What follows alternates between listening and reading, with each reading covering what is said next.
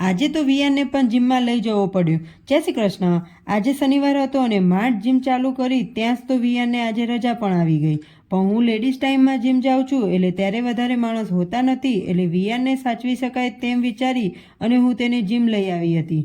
પણ અહીં થોડી એક્સરસાઇઝ કરું ત્યાં તો વિયાને ભૂખ લાગી ગઈ અને આ માની સાથે કેમ હું જીમ કરીશ એ વિચારતી હતી ત્યાં તો તેને બોલ મળી ગયો અને મેં થોડી ઘણી એક્સરસાઇઝ કરી ત્યાં સુધી તેને મસ્ત બોલથી રમી પણ લીધું। પણ મને થયું કે કંઈક નુકસાન કરે તે પહેલાં મારે હવે આને ઘર ભેગો કરી દેવો પડશે અને જીમમાં બાળકોને વાગે નહીં તેનું ખાસ ધ્યાન રાખવું પડે છે। એટલે મારે એક્સરસાઇઝ પર તો ધ્યાન જતું ન હતું કેમ કે પૂરું ધ્યાન તો વિયાન પર જ હતું।